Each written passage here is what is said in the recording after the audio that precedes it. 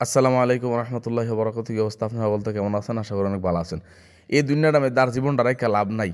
এই দেশটার মধ্যে সুরে সামন্ডা সাদাবাজ ঘুষখুর সুদকুর সুর বাটফার যা আছে ভাই জামানাটা বইরে দিয়েছে দেশটা। এই দেশের মধ্যে থেকে লাভ দেশে কি ভাই দুনিয়াটার মধ্যে এই অবস্থা। আর দুনিয়ার মধ্যে থাকতাম না, থেকে লাভ নাই, তাড়াতাড়ি করে দুনিয়াতে গেলে গাই শেষ।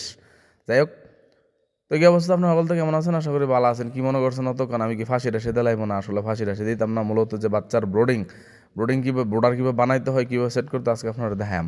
তো আমি দেখেন মোটামুটিভাবে ঘরের ভিত্তি কিন্তু ঘরোয়া পদ্ধতিতে কিন্তু ব্রোডার বানিয়ে লাইছি। চতুর্দিকে হয়েছে আপনার এই যে কার্টন আছে, কার্টনের বক্স, এই বক্স দিয়ে কিন্তু চতুর্দিকে ঘুরে লাইছি। ঘুরানোর পরে এনয় সেটা দেখেন এইটি দিয়ে দিতেছে শিখেছে আপনার ফুস্টার। তো ফুস্টারটি তো ফেরত রয়েছে ঘরের মধ্যে পুরানো হয়ে গেছে, এটার কাম লাগতো না। হের লেগে ফুস্টারটি সুন্দর মতন এনে রাখিয়ে দিছি, একটা একটা করে বাস করে কিন্তু দিয়ে লাইছি। আমার এক কামে দুইটা হয়ে গেল গা। আমার ব্রোডারের যে জায়গা আছে নিচের জায়গাটা হয়ে গেল গা, এরপর আমার ফুস্টারটা কাম লাগিয়ে গেল গা। তো যাই হোক, বাচ্চা যখন ফুটানোর পরে কিন্তু লাইসোবিট ফানি দেওয়া লাগে। তো লাইসোবিট না থাকলে আপনার স্যালাইন কিন্তু দিবেন।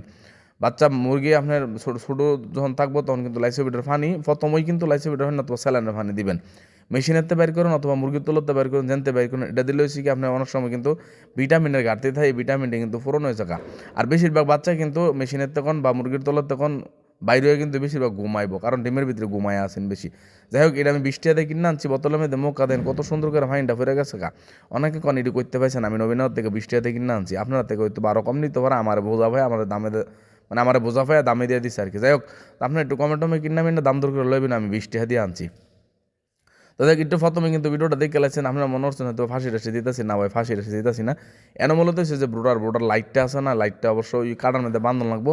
এই লাইটটা যদি কাটার মধ্যে না বান্ধি তাহলে কিন্তু বান্ধনের কোনো উপায় নেই। এন উপরে কিন্তু লাইট দিতে হবে, লাইটটা দিলে হয়েছে ব্রোডারের ভিতরে তাপ থাকবো, তাপমাত্রাটা এমন মিলে বাঁধছি এটা আমি চাইলে উপরে উঠাইতাম, আবার নিচেও নামাইতাম।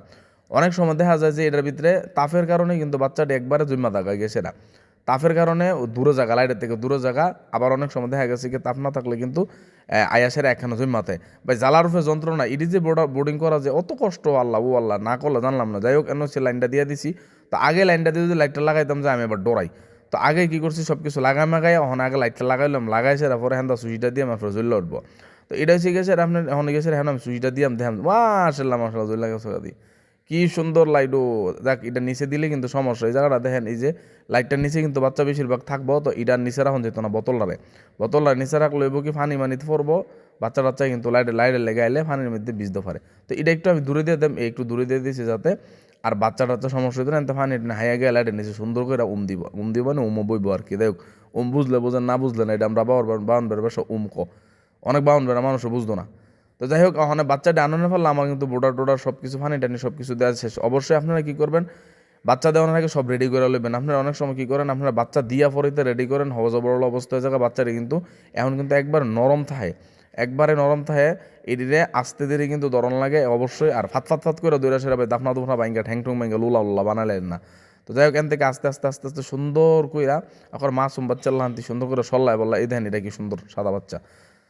তো দিয়া দিলাম, দেখেন চতুর্দিক দিয়ে মার্শাল্লাহ আওয়ার পরে জীবনের প্রথমে স্যালাইনের পানি হাইতাছে, জীবনের প্রথম পানি হাইতাছে, পানি টেনে হাইয়া তান্ডায় নয় ঝিরাইতেছে বইয়া। ওরে কইতে কই আয়া ফেললাম, তারা চিন্তা করতেছে আসিলাম কই আইলাম কই। ডিমের ভিতরে আসিল, ওখানে দুনিয়াটার মধ্যে আইসো বুঝবা নতুন জীবন শুরু। ডিমের ভিতরে আসলা, ঘুমাইছিলা, হাইসলা, ইডা আসিন বালা, ওখানে আসে যে কত কষ্ট করন লাগবো। মাইনছে ওদের অবস্থা, পেটের ভিতরে থেকে কত হালি আরামে হাড় ঘুমার মার ফেটার ভিতরে লাথি মারে। হ্যাঁ, তো দুনিয়ার মধ্যে দায়া শুরু হয়, চুরি সামানটা সুৎকুরি ঘুষকুরি যা আছে সব কিছু। প্রথম তো ভালোই থাকে, আস্তে কিন্তু খারাপ হয়ে যাবে। যাই হোক, এমনি কিন্তু বোর্ডার আমি ঘরোয়া পদ্ধতিতে বানাই লাইছি। আপনারা ছেলে বানাই দেন পারেন, কম বাচ্চা হলে কিন্তু এমনি বোর্ডার বানাই লাইবেন। বানাইলে কিন্তু সুস্থ সবল থাকবো। এবং হাওয়ানটাও আমি এখন দিতাম না, প্রায় 5-6 ঘন্টা পরে আমি হাওয়ান দিয়াম ছোটো ঘোরা হুদ বা যে ছোটো আপনার ফিটটি আছে। তো অকল তো বালা থাকেন, সুস্থ থাকেন। এই সমস্ত ভিডিও হইতে আমার যে চ্যানেলটা সাবস্ক্রাইব করেন আর এমডি রবিন আইডিটারে ফলো করেন। আসসালাম।